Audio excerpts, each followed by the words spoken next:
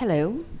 My name is Lindsey Weller, and I will be moderating today. Very interesting panel. We're going to be talking to some crew members about their experiences on set, how we can make it better, how if you're not on the crew, you can make their life easier, all the good things, and whatever else you guys want to talk about. So I guess first, let's just go down the line and everybody introduce yourself, what you do on set, and we can take it from there. Hey, my name's Jarrod Russell. I'm a cinematographer, gaffer sometimes. Yeah. I'm Kat Mays. I am a producer, director, writer. I'm trying to get into voice acting, which is exciting and terrifying.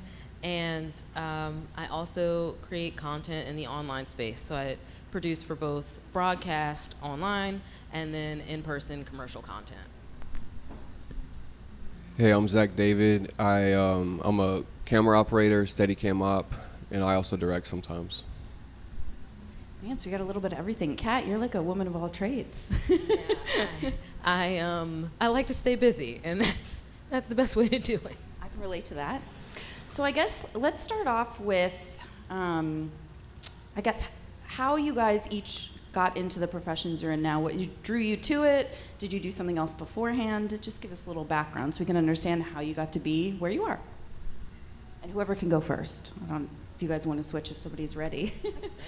I started, so I went to Towson University, and when I was at Towson, my major at the time was photo imaging, and my dad made me also minor in marketing because he was nervous about me being a photo major. And I was like, it'll be fine, it's fine. While I was there, I was a resident assistant, TA, studio manager. I was on the marketing team for photography. I was a campus photographer. I was a president of my sorority chapter. Like, I did all these things because I didn't want to graduate and someone look at my resume and say I didn't have enough experience. So I was just trying to do as much as I could. And when I was a TA, I asked the professor who was teaching the class if they had like a black female director producer type that they knew who could mentor me. And he introduced me to my current mentor, and she trained me from production assistant to producer, and we've been working together for almost a decade. So that's how I got started. Amazing. So I got started mainly through music, really. I would always just listen in the car and stuff, and then like see images in my head. So that led me to shooting music videos a lot. And then for music videos, I shot narrative feature films. I did like 2, and then COVID hit, and I started to lean more into broadcast, and I started doing more Steadicam work, and that's where we are now. But I've done a lot of my own projects for my company, which I'm calling Monument Entertainment right now, and so like I'll direct, shoot, edit, everything, but I got there from music. That's where it all came from.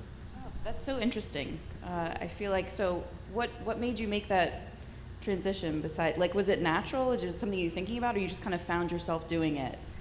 It was kind of natural. I feel like it all goes together. You know, you don't really want to watch a movie without sound. So, like, when I listen to sound, I see images, you know, so. That's so interesting. Yeah. I've always thought that was, like, the musical part of things is so interesting to me because my brain just doesn't work that way. I mean, I can see things, but not really through music. So I've always thought that, I've always admired that. I think it's a very that's cool where skill. the inspiration comes from. Yes, I love it. And last but not least. Mine story's longer because I'm old, but I'll keep it just short. older. This is Older. my thing. I'm going to interject here. Nobody's old. We're all just older than we were. That's what I decided. So there you go. Growing up, I really into music as well, and skateboarding too. So where I grew up in Ohio, it was really cold there in the wintertime, and so we would film skateboarding, and then on shitty days, we started playing with cameras a lot, and really kind of messing with, stealing our parents' VCRs and editing things together, and then I ended up going to school for music, and just really always wanted to get into the movie world too. It seemed like it was more consistent and potentially paid better. I don't know. I tried the music thing for a little bit, and it was tough, and the movie stuff was more obtainable where I came to live. Yeah, still have a hand in music, but just started as a PA on like features, and kept on doing my thing, and still doing it almost 20 years later, I guess. Yeah. Quick question. I'm trying to gauge the age of the audience here. Who in this group has actually used a VCR? Oh, good. Oh, Okay, thank everybody. God. We have some young faces here. I would have guessed maybe some people. Who's didn't. been to Radio Shack? Because that's Yeah. where we got all of our crap from. I know. The good old days. Blockbuster. Oh yeah. Also yeah. a good one. So I guess let's start with, since we're talking about crew and being on set, what is a notable project or maybe a notable experience on set, and if we need time to think about this, that you guys might have? It can be for any reason. It can be because it was your favorite project, or it can just be because maybe the work didn't turn out the way you wanted, but the people you worked with were wonderful. Just notable for one reason or the other, and why was it so notable for you? I think that would help people understand kind of how a set works. I was going to say if we need a minute to think, it's okay. I can go. Okay. Y'all are too slow. Maybe two. I'll start with one, and if it goes too long, I'll shut up. I think like maybe the first feature that I worked on was a movie called Lake City, and I was a PA, and it had some pretty big stars in it, which was really cool. Sissy Spacek, Rebecca Romaine, Dave Matthews, Drea Di Matteo from The Sopranos. That was your first one? Yeah. Oh my gosh. And I was a PA, and it was a low budget, I guess, for the time. And so I really got to do a lot of stuff. I got to drive the actors. I got to be Dave Matthews stand-in and body double for different things, and just like hang out with these people. And so and everyone was really cool, and just kind of like patient with me, and I was eager, but didn't really know a whole lot. So and all the actors were just really gracious, and you know, kind of just looked out for me, and the crew was really great. Like being on like a, I don't know, lower budget, I guess it was probably $3-5 million movie, so pretty small. But it, you know, you really get to like have play more of a part in it, and have some ownership over it. Whereas like the big, you know, Marvel movies or DC movies, you kind of just move heavy shit around and do you know, do the work. So that was pretty cool. Little More of a family feel. Is yeah, that kind of a good yeah, way versus yeah. Like, it's like going to camp, you know. Yeah. Yeah. So a really cool experience, you know, especially for my first like full length that's feature. amazing. Yeah. And I'll leave the other one for later. Okay. Maybe we'll get to that. Who wants to go next?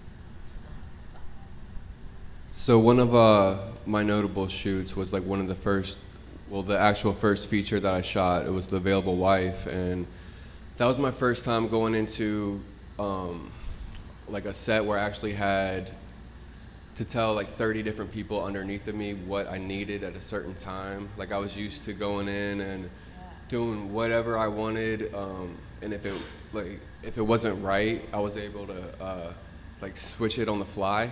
But this was like bigger gear, a lot more people, and it took a lot more time to like do everything. Right. So just like seeing like how every decision like mattered more, you know, that was like a big notable experience for me. Yeah, you were actually in charge. Like before, it was kind of a smaller project. I'm guessing you could do most of it yourself, Yeah. and now you had to delegate and actually kind of ask for help, I guess. In other words, right? And kind of be responsible for more people versus just being able to do it yourself. Sounds Yeah, like. you just you learn quick that every decision really matters. Right. Yeah. Right, and that help is okay. Mm-hmm. Help is a good thing. I think a lot of us, well, I'll speak for myself, but I'm guessing. So I'm on the acting side of things, so it's a different perspective. But I find it's sometimes hard, my personality, and especially with things like that, to delegate. Sometimes you want to have control over it, Mm-hmm. and you want to just do it yourself because it feels easier, and then you know exactly what's been done. But it doesn't always work like that. So I think I've had those lessons too, where you're like, it's okay to need other people or to ask for help or, you know, to work with a group, which is kind of what the whole point of being on a set is. Yeah. For me, one of my most notable set experiences was my first time being the director for an online, it's like a YouTube game show called Player Pass by Black Girl Gamers. And it's like a community of over 10,000 Black women all over the world who, you know, love gaming, anime, all things like nerd culture. And they had a couple of seasons of the game show. I think 2 seasons had been done in the UK because that's where the organization was based. And they were finally ready to do their first couple of seasons in the US. And I functioned as their director of production and creative. And I was really, really excited because this was my first, it was a small budget, but first kind of big opportunity to both produce and direct for the same project. So I got to do all the casting. I got to draft all the questions that were going to be in the game show, design what the games were going to be like, direct the talent. And then one of the things that I love about working as a producer is I have a passion for connecting people, and I love that producing allows me to just put teams together, especially people that I think have the skill but maybe not necessarily the connections to get onto the set. So I was able to have a friend of mine who I think is a phenomenal director of photography be my DP. And the first shot we did, or the first shoot that we did, we actually did at Towson because I did all these things for the photo department. So I went back to my connections, like, hey, can we use the psych wall? Can we film here? How cheap can we do it for? And they were like, don't worry, we got you. All the gear was there. We barely needed to rent anything, which was great. A lot of the crew was in the area, which was also great. I know the food in Baltimore, so the food was great. The cast was phenomenal, and that one did so well that we did the next one in LA. And I got to fly my DP out with me, as well as my coordinator, and finally meet with some of the team members from the UK for the first time because they had just come to LA. So it was a really, really memorable experience to be so far deep on the back end of the production side and then still so present in a different way to direct everything on the day. Because usually if I'm just the producer, I'm just making sure that everything we planned for, everything we agreed upon goes according to plan. But as the director, I get to actually bring some of those things to life and work with the talent to kind of be their best selves on camera when they're a little bit nervous. And that's a really special project for me. I love all these. So what is something that you really appreciate? So if you're working with a big crew, right, and it can be from actors, it can be from fellow crew members, what is something that if somebody does or says or anything, take it whatever direction you want, something that's super memorable and appreciated by you when you guys are working in your respective roles by other people around you? Kindness. Kindness. Being on set can be so frustrating sometimes and so exhausting. I was on a shoot for Without Remorse when they did their DC leg, and it was bitter cold, absolutely freezing. We had hand warmers in everywhere we could have hand warmers. At one point, my partner and I, we were on a lockup, and they forgot about us on our lockup, and they had already moved on to some other monument down the street. So we're just in the cold, in the dark, alone, thinking that the camera is looking this way. But at the end of the day, regardless of how many hours it's going to be, or what the weather is like, or how many shots they're trying to squeeze in before lunch. If people are just kind, it makes it so much easier to get through whatever it is you have to get through. I was on a TV show that ended up getting canceled because COVID, and we just never went back to film. But when I was on that set, there were some days that were miserable because the communication between like above the line and below the line was just not good. I was working as the first team PA, and the line producer, who was like, you know, stuck in the honey wagon, would come down every once in a while and be like, hey, here's what I need you to do. I need you to go over there and be with these people, blah, blah, blah, whatever, whatever. I'm like, okay, cool. And I go and I stand over there. And then the key PA would come to me and be like, what are you doing here? I need you over there. I'm like, okay. So then I would go over there, and honey wagon came back. Why are you here? I need you. And I'm like, and it just kept escalating and escalating. That happened about 3 times. And I was like, look, I don't know what's going on. I need y'all to talk to each other. You're making it hard for me. I'm just trying to do my job, but you want me to do different jobs. Talk to each other, circle back, tell me what I need to do. But it's so frustrating when people let their frustrations affect how they speak to you and how they interact with you on set. It just makes it hard. Everybody is theoretically doing their best. They're just trying to do a good job. They want another call back for another shoot later on. Like, everyone's trying. And when people forget that, it's irritating. Yeah. Catch more flies with honey, as they say, right? You do with vinegar. Mm-hmm. Gentlemen? So honestly, when I'm on set, I'm operating a lot, and just like a glass of water goes a long way. Like if I'm in the moment and I don't even have time to even think about it, and I turn around and an AC or PA just has a bottle of water for me, I'm happy.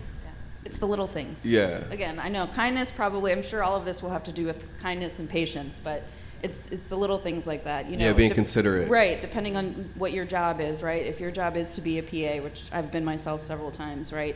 Your job is to notice the little things, right? Fill in the gaps wherever. So if someone's doing their job properly, that's what they should be doing. Making people feel good, cared for, respected.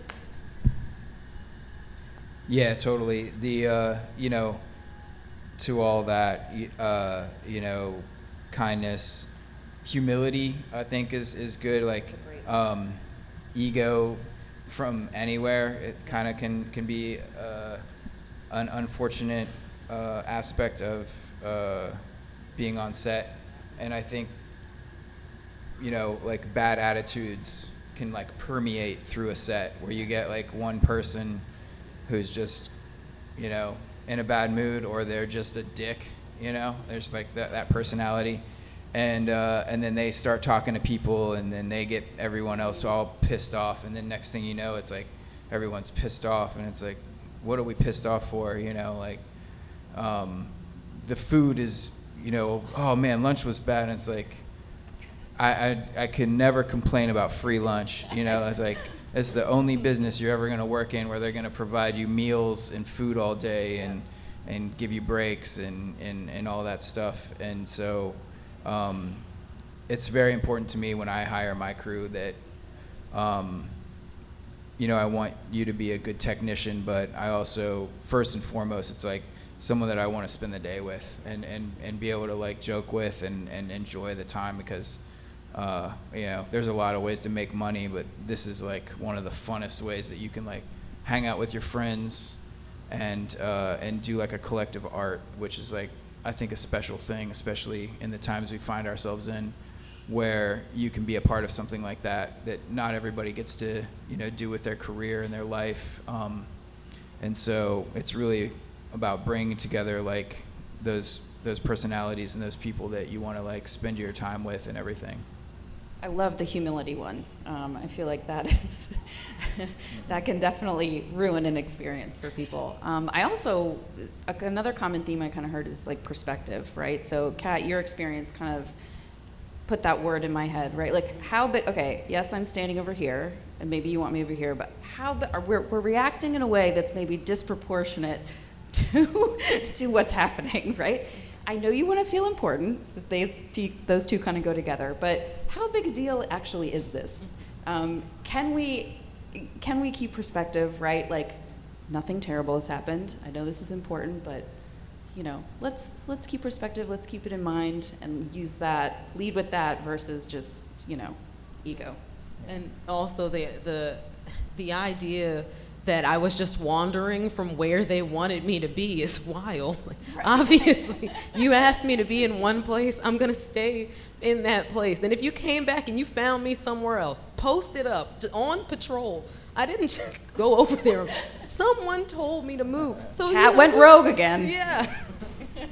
You're like, I'm doing my job. I swear I'm good at this. Got to talk to somebody else. So what are you guys working on right now? If anything, I know sometimes I'm in between projects at the moment, so I wouldn't have a good answer to this question, but I figured I would ask. Right now, I'm working on a EP, and I'm trying to do, I am doing like a whole like feature film for it, like in a sense, like it might be 30 minutes, but we'll see how long it is. But basically scoring it with the EP, and then doing a music video for each song, and oh my gosh. Yeah, so I'm really focused on like that whole universe. And the music videos will be separate from the feature. Yeah. Okay. Yeah. Wow, that's a lot. It's a lot. Yeah. Yeah. It's like my Ambitious. first I love it. I've been putting out a lot of singles, so I just want to make it like memorable. Yeah. A little more cohesive, something that I love it. Yeah. Nice. That's awesome. That's great. I am trying to get my podcast back up and running. I'm like really leaning into, so COVID, as wild as it was, introduced me to the wonderful world that is online production, which, I mean, like being able to produce stuff from my pajamas and like operate a summit or run a show that's like 17 hours or something, and I'm just home and the bathroom's right there, the fridge is right there, like it's a dream. So I'm trying to really boost my like online broadcast arm. My podcast is one of those things. I'm trying to learn as much about vMix, which is like online broadcast software, as I possibly can, so that I can do more productions that way. And what else? And my content. So I have a production company, which I'm glad that I bit the bullet and decided to make an S Corp, because now everything that I do as it relates to production falls under that company. That's so great. all the like the gaming content, the tech content, the podcasts, the commercial productions, like all that stuff fall under my business, which is great when it comes to like write-offs and all that stuff. Every video game I buy is a write-off because I'm making content for it, or like I'm doing a review. All the tech that I buy, like, so I feel like I'm in a really exciting intersection for production and creativity in general. So I'm just trying to bolster that online side. What's the name of your production company, Kat? My production company is just Cat Maze LLC, but the podcast is 4 Quarter Creative, and I think I'm gonna change my production company's name to 4 Quarter Creative. It's already DBA'd, so it makes sense. Yeah, that's great. Keep everything easy for people to find, right? If they type in one thing, they can find everything. Yeah. That's great. I love that. I just finished a feature that was long and kicked my ass. So I took a vacation, and everyone should always treat yourself when you get a chance. And then I'm up for a couple other features that I'm waiting to hear back from in the fall, and put it out there that I get one of them, y'all. And in the meantime, just kind of doing some commercial work and hanging out with my family. Nice. Fingers crossed. Where did you go on vacation? Just nowhere too far, without sounding completely pretentious, but to our river house, in the Matthews, Virginia area. Yeah. Lovely. Okay. Anywhere by the water, I'm sold. So Yeah, that sounds good. exactly. Yeah. Yeah. So who is somebody, and it can be somebody that you know personally, or it can be just somebody who inspires you in the industry, but somebody who has really impacted, I guess, you in the industry in whatever way you want to take that. So either coming up, somebody who inspired you to do what you do now, or somebody who inspires you currently in one way or the other. You can think too. For me, one of the people that inspires me the most in terms of where I see myself growing as a business owner and as a producer is my mentor. Her name is Carlene Mitchell, and she's, in my opinion, like the best producer in the DMV. When we first started working together, the first shoot she brought me on was for CoverGirl, and it was while I was a student in college. I had like a calculus exam or something, I don't know, math. I had an exam like in the middle of the day during the shoot. And I was like, yeah, I can be there, but I gotta leave by like 2 o'clock because I gotta test. And she was like, oh, that's fine, sure. And so we started there, and CoverGirl was great. She had already been like working in the industry for however long before we met, but that's where she and I's story started, and we just landed Google as a client, and now I'm just forever ceaselessly proud of how much she has grown in the time that we've been working together. When we met, she already had one daughter. She was pregnant with her second daughter, and like she's commanding the set, full belly. And I'm like, I want to be like you. You're a powerhouse. Like nothing can stop you. And she's got like, she just has this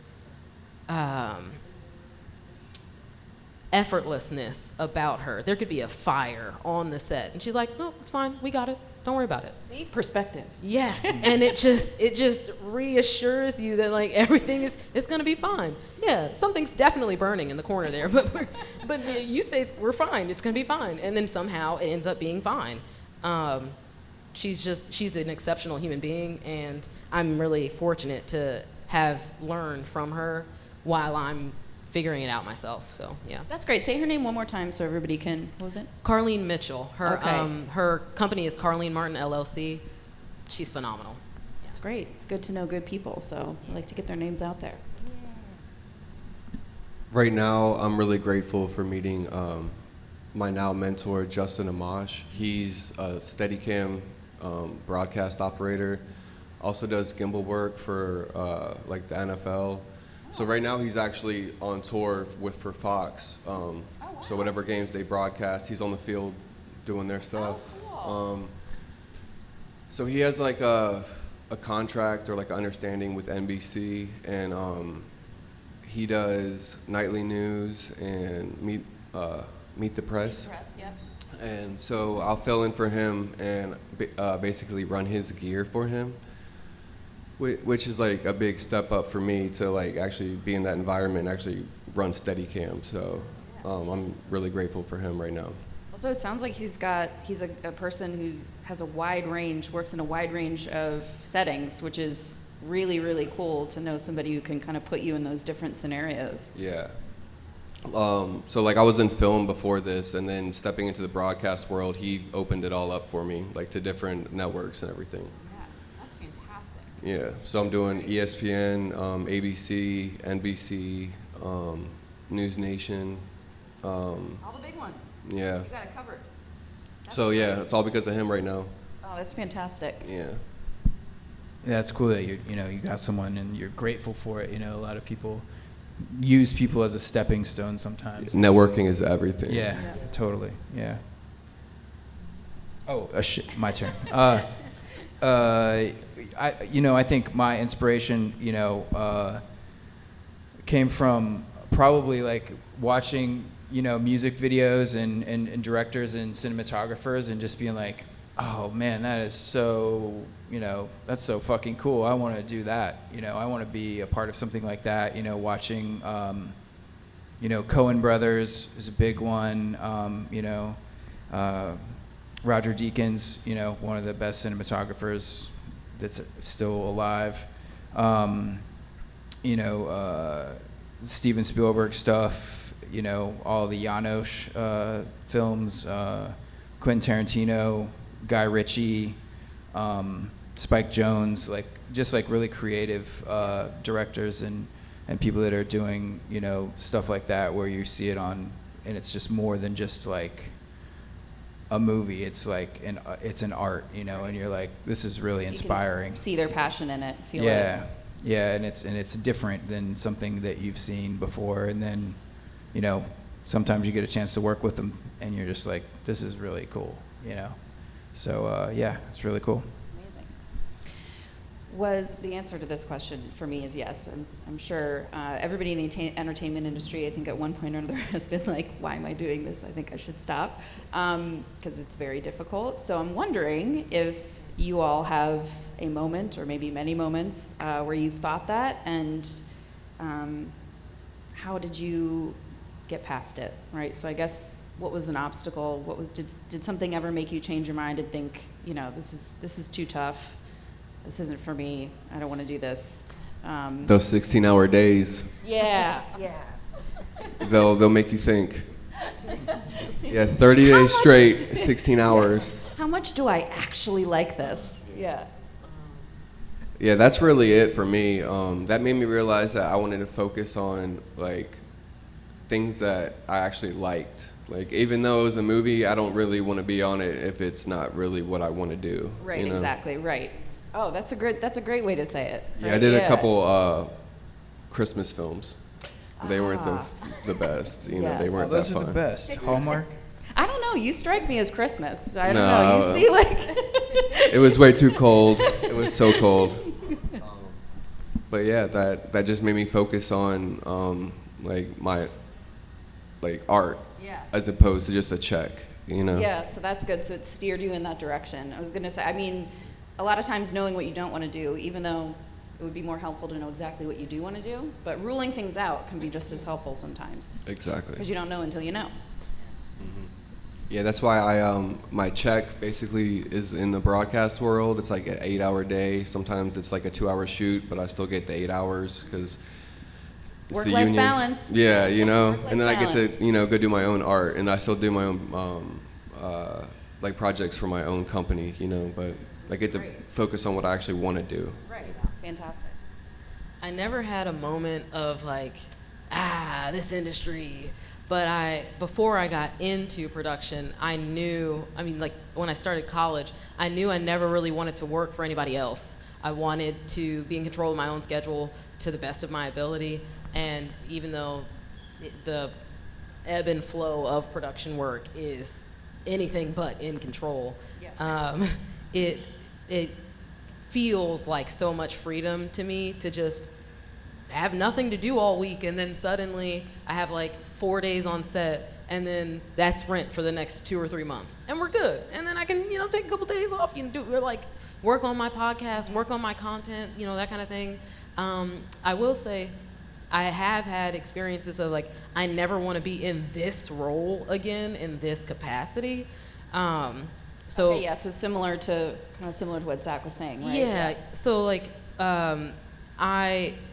I prefer the pay from commercial work over the pay from TV and film, but I love the creativity of TV and film. So I don't want to be on a TV and film set unless I'm above the line, because below the line, like if I'm a PA or a coordinator or whatever it is, it just, that feels like going to work. But if Explain what that term means really quick as a side note, above the line, below, just in case people don't know. Yeah, so like below the line would be like pretty much all the assistants, production assistant, a coordinator, any non-department head, but really above the line is like your producer, your director, your EP. I want to be a writer or a director for TV and film more than I want to be a producer for TV and film, but I love producing for commercial because it's just fun. Like we get a food shoot, I get to eat all the food. It's great. We get a travel shoot, I get to go and be in a nice place or like sit on the beach for a little bit, and that's fine. So yeah, there are definitely roles that I prefer to avoid in certain areas. But I love the people that I've met in this industry, the experiences that I've had. No 2 days on set are the same. No 2 pre-production periods are the same. Like it's always something different, and that keeps me interested and like motivated. And it's not always exciting. Some of it's like really boring stuff, like, you know, drywall or whatever. But hey, it pays the rent. But yeah, it gives me the freedom to do other creative things, and, you know, kind of chart my own path, which I enjoy. Yeah, I was gonna say, and continue to hone in, because everything's always changing, right? So continue to hone in on what you really want to do. I think, you know, even if you didn't like this, I don't know, 10 years ago, maybe you like it now, right? You try to take different experiences and make everything unique. Yeah. Take advantage of stuff too, right? It's like you don't want to say no to everything just because you think it might not be for you. Yes. It might lead to something else great.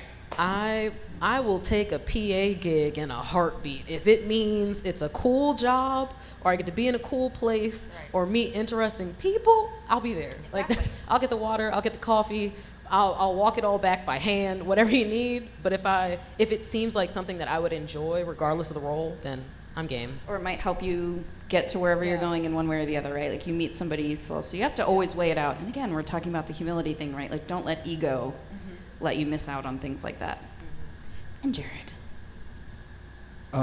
Yeah, man. I mostly work on features, so I just have owned the fact that I work 16-hour days, and that's just my life. I don't really know I don't really know the difference, you know. So not anymore. Yeah, exactly. You know, part of me, I think, might just have this sickness in my head at this point where it's just like I came up in the old school a little bit. Like I'm like the intermediate of like film and digital. So right. I was a film loader for a long time. So we were shooting film, and then we transitioned into digital. So to even get a job on a film set was just really fucking hard, you know, back in the, you know, early 2000s. You know, you only had TV, and you had like HBO, Cinemax, and Showtime. I mean, those were really, and then features, those were really the only media, you know, commercials.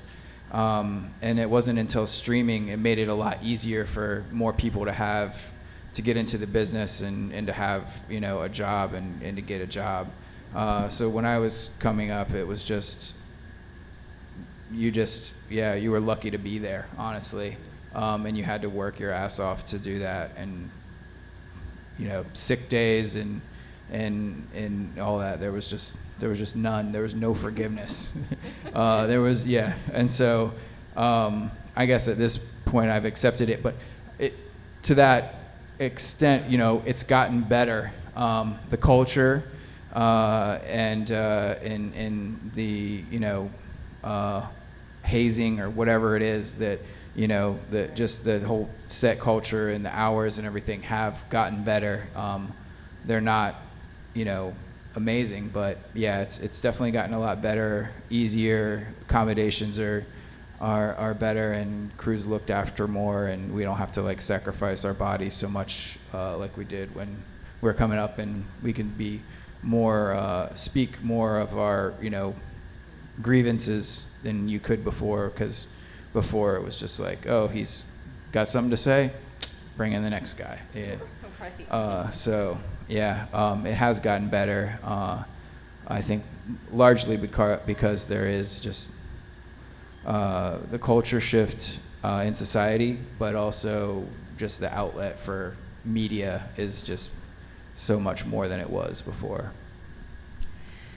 So I was wondering if you guys could talk to yourselves, let's see, I don't know how long everybody's been in the industry, but let's say like at the beginning or a couple years in, right? If you guys could say, look back now, hindsight, and say something to yourself, what would it be? And why would you choose that?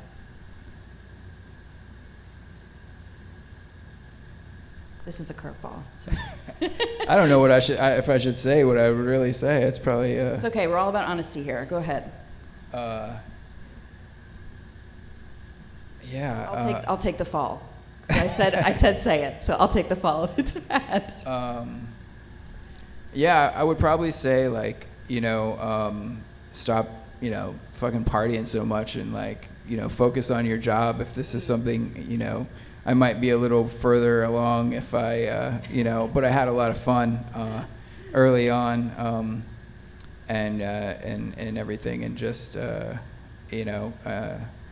stay humble. Stay humble is like the one thing. But I mean, people did talk to me about that. I was like humbled, like, you got to chill the fuck out, and I was like, oh my gosh, okay, I hear you. Thank you for like not firing me and never hiring me again, and taking the time to like check me, which is great. That is nice, because like you were just saying, I'm sure it was not always like that. It was just like, all right, we're tired of you. Like, oh, this guy. We're not going to bother. We have to teach you something. We don't have time for that. Yeah, exactly.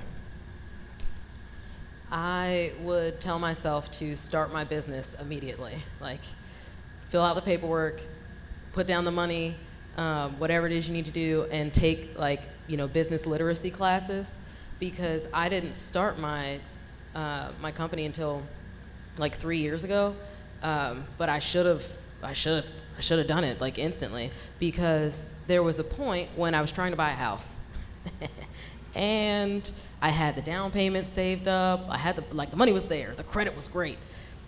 I was ready to buy a house, and pandemic hit, and it was fine. The money was still in there, and I had to I started the process of talking to the lender and the underwriter, and the underwriter. This was like maybe 9 months into the pandemic.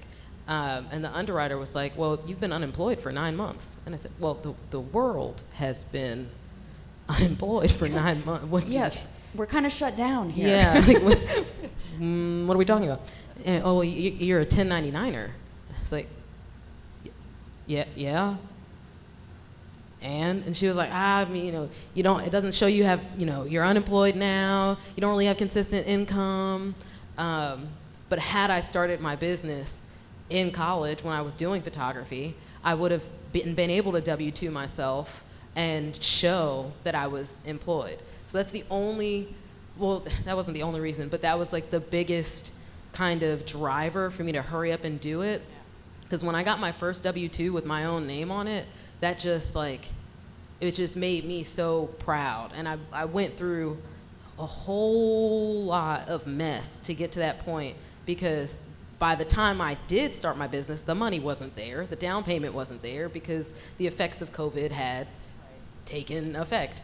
But yeah, had I started my business sooner, I would have been able to buy that house of my dreams that was like right down the street, and it was, everything about it was just right. And so yeah, I messed up there. Mm-hmm. And now that house is worth $250,000 more than you could have bought it for. Correct. There was, at the beginning of the pandemic, there was this condo that was $86,000. It was like a 2-bed, 2-bath, had a fireplace. There was a loft. I was like, ooh, I could break my lease right now.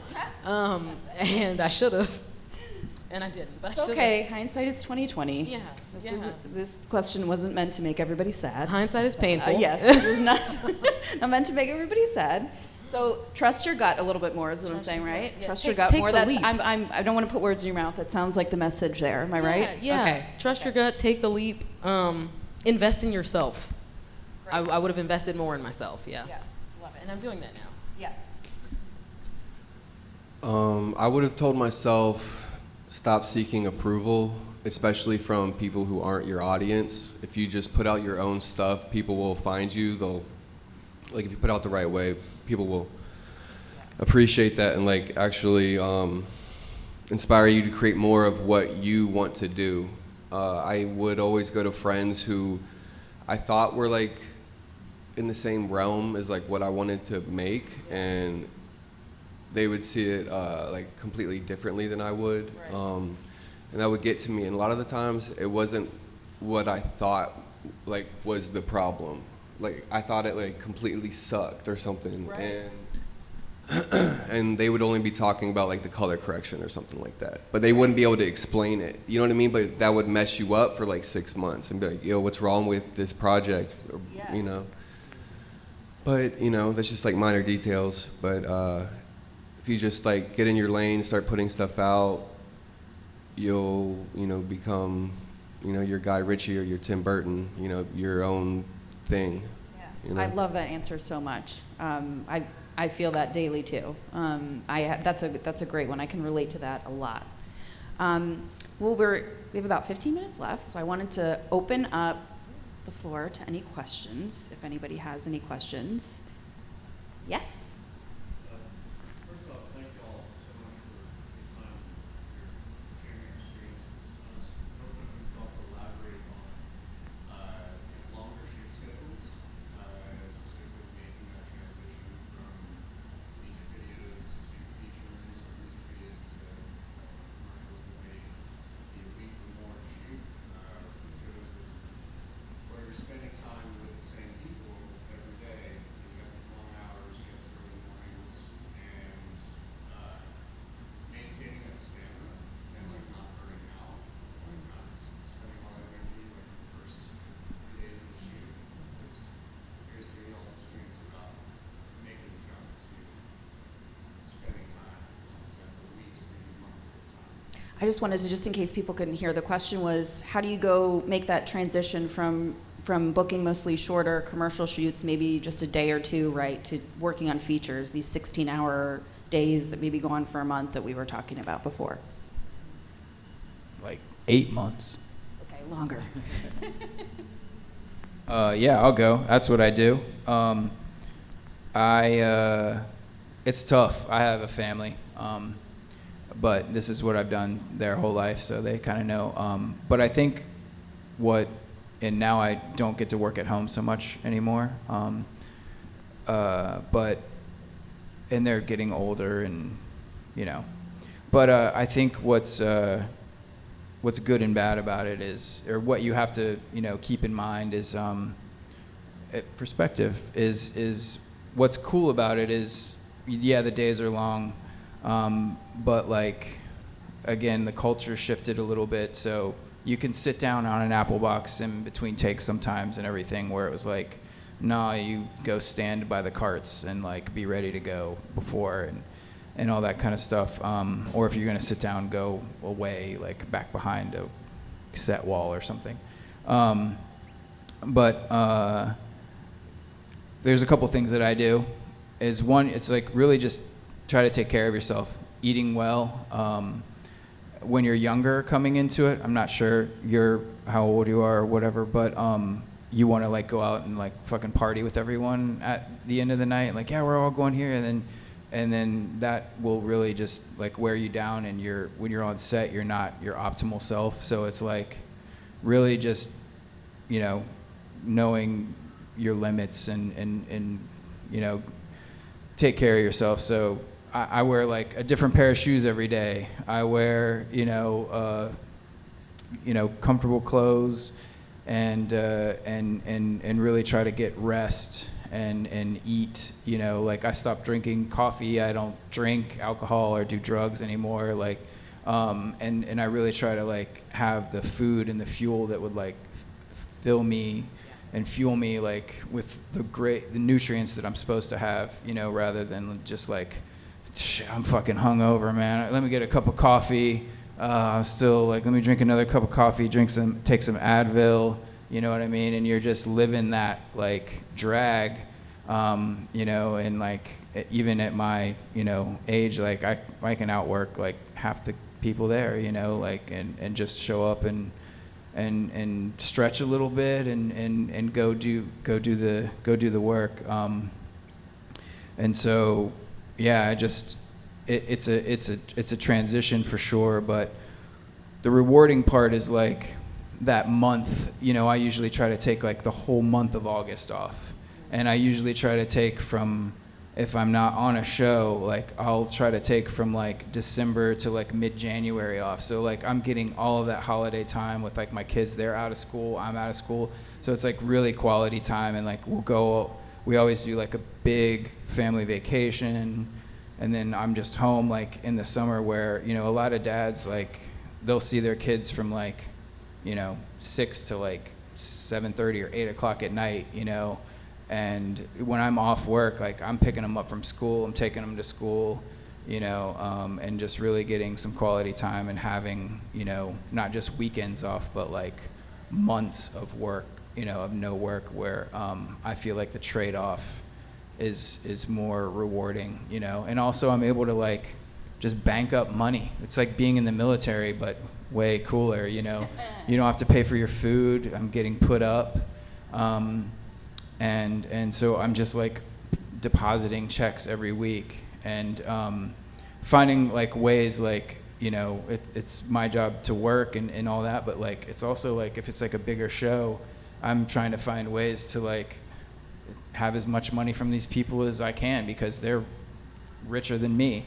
So like I'll buy, like I've bought like a camper and be like, give me my housing, you know, my housing will be like $3,500 a month or something, and then I'll buy a camper for like $3,000, and then I'll stay in that, you know, and just collect the money, you know, and then I get off the show, sell the camper for like $3,500, and it's like not only did I make my labor rate, I made my housing rate too, you know, and just like being creative about like, I'm putting that in my back pocket. I've done that a bunch of times actually. Been through love that. camper van, camper, you know. Really cool. Yeah, and so yeah, just finding creative ways to like make the most of it while you're on the thing, and then make the most of your life when you're not, you know what I mean, and doing, you know, stuff, because I mean you really don't have much time to yourself when you're on a shoot, so it's really taking care of yourself while you're on a shoot, and then enjoying yourself, you know, in whatever way you like to do that when you're off of it. And it might be one of those things, I'm just piggybacking here, that, you know, it's not for everybody either. So like maybe you give it a shot and you're like, you know, as everybody has this idea, I think that like film is the pinnacle, but I think it's so different now. There's all sorts of different things that mean a lot and are important and that you can do and that have, you know, that hold passion for people. So it doesn't have to be film, but I think, you know, because that is so hard, I think it's probably why a lot of people don't do it. But yeah, perhaps it is and perhaps it isn't. Yeah. Sorry to interrupt or take, but I see like some people coming into it and they're just like, you know, we should just be doing 8-hour days and we should just be doing, you know, this, and like it's like they have no like perspective because they haven't really done it. And then, you know, like I mean there's been days where like we've set up a whole stunt and like didn't shoot one like ounce of film before lunch, 6 hours, 6.5 hours. And then like, all right, we're gonna shoot it when we get back from lunch. 2 hours after we're back from lunch, that's 8 hours right there. We've just rolled on the first take of the day. So it's like people have these like ideas of what they want for themselves, but it's like not necessarily conducive to like actual filmmaking. You know, it is what it is, and it takes what it takes to do it. Yeah, so it is tough sometimes, but when you get some of those special projects, it's really rewarding. At least I think. Did either of you guys have an answer to that question? Yeah, I think one thing that's really important is to know your seasons. So I'm mostly commercial or online broadcast. Every once in a while, I have like a film or TV gig, you know, 17 hours, 20 hours, whatever it is. But for the most part, 8 to 10 hour days, a few days a week, but like 2 or 3 months of hardcore prep just for those few days. And that's usually from end of February to like October. But from November to January, radio silence. Nothing's happening. Nobody's getting called. I'm at the house. And if I have not stacked my acorns, I'm uncomfortable. So like, that's one thing that nobody really taught me coming out of college was what seasons were like here in the DMV, because it's different in New York versus, you know, on the West Coast versus Atlanta or whatever, and then specific to the industry. So like the seasons for TV and film are different from the seasons for commercial. So kind of understanding that, what that cycle kind of looks like each year sort of helps me to decide when I rest, when I take vacations, when I take breaks, and when I prepare for the grind that's gonna be 10, 12 hours a day at the desk in one spot doing all the prep for 6, 7, 8, 12 weeks, and then to go for a few days on set. And then on set specifically, in my role as a producer, what I'm trying to do are like plant seeds for those feelings of like relax or relief and longevity for the crew. So making sure that the food is always great. People are like, oh, Kat's gonna be on set. Breakfast is gonna be great. Lunch is gonna be great. Snacks are gonna be great. All right, I'm confident. Like, I need the crew to show up with that energy. So I try to be consistent and show up for them in that way every single time we're on a shoot together, so that they know that regardless of what the day has in store, when they sit down for a meal, they will be taken care of. It's not gonna be pizza. It might be like a Thai chili bowl situation, or Mediterranean. Like, I try to make sure that I'm taking care of the people around me, but I also have to remember to take care of myself, staying hydrated, making sure that the people who are making decisions are staying hydrated, are having food, swapping your shoes throughout the day. Like, it really can wear on the body, especially if you're 12 hours just on concrete floors all day, inhaling insulation in a factory, which is what I was doing last week. Like, you really have to pay attention to your body and make sure that you're taking care of yourself, or you physically will not make it throughout the production, whether it's one day or 6 months. If you're not taking care of yourself every day, it catches up. It gets hard. So, yeah. Zach, anything to add? Like they said before, the crew matters. If you don't like your crew, you don't want to show up the next day. So, if you're doing a week shoot, it matters more than, your day shoot, where those guys can be assholes and you just get it done. But make sure your crew is good. Make sure you get enough sleep. Sleep is a big thing, man. And yeah, treat your body right. And make sure you're just prepared for it. Do all the planning, think of everything that could go wrong, and just assess when you are on the shoot. That's really it. We're almost out of time. Any other questions before we wrap up here? Yes. Talk a little bit more about your mentorship relationships and maybe how it started or what they were like earlier on. Did everybody hear the question? Okay. Well, I paid for a mentorship through this thing called Film Connection, and that's how I first got into the industry. And it was for like a studio, and we basically did all the visuals for all the artists that were there. And then that led to me just meeting a bunch of people. So that was online. And then my second mentor I met on set. He was doing Steadicam. I wanted to do Steadicam, so I just made sure he knew who I was and continued the relationship. So there's different things online and also just real world, and just pursue it. Don't be afraid to talk to people, Yeah, that's a great statement. Don't be afraid to talk to people. I love that. For my mentor, I reached out to the professor that I was TAing for, and I asked him if he could connect me with someone that would be interested in mentoring me. And at the time, I don't think she was really looking for a mentee, but she needed a better assistant. She didn't have a PA that she could rely on. Some of the other PAs would show up and just be on their phone all day, or they would just hang out by the crafty table and eat the snacks, or they weren't really helping. They were just kind of there. So the first shoot that she had brought me on, I'm making sure the crafty looks all tidy and the chip bag labels are all facing the same way and everybody's got water or whatever. And there was an issue with one of the talent. She had the wrong bra or something, and none of the other bras wardrobe had would fit. So I got on my phone and I was like, okay, well, there's a Walmart down the street. And I told her, everybody else needs to be here. I can just run to Walmart. I can get, a couple options. I'll bring them back. And they looked at me and they were like, thank you. And I was like, okay, yeah.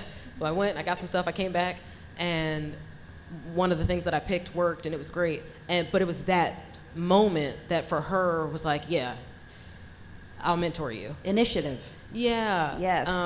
I wanted to help. I wanted to problem solve. The personality of my mentor and my personality align pretty well. I want to get things done. She wants to get things done. We're just looking for the best way to do it. We need the right people for it. Not every person's personality is going to mesh well, but I got really fortunate in that way. And she is the type of person that wants to see me go beyond her, and not every mentor wants that. Some people only want you to be as good as you can for them, and then that's it. and they just want to keep you there. But she's like, no, eventually you're gonna leave me and you're gonna do great things. And I was like, ah.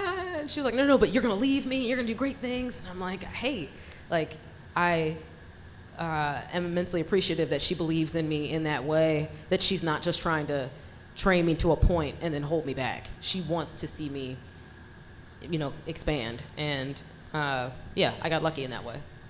We are out of time, but I want to quickly actually have all of you guys say how people can follow your work and keep in touch with you if you'd like, so that they can find you and ask questions and support all that you do. So whoever wants to go first.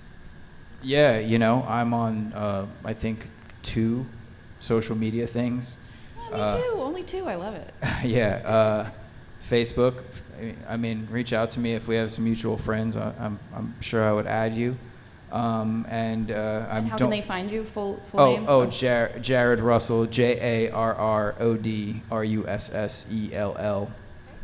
And my Instagram is JRCirca78. I'm more active there. Yeah, happy to connect. Excellent. Kat? I have a couple of different aliases online, but for production, my Instagram is Kat Got Your Tongue. It's YUR because OUR was taken with no posts, and that's fine.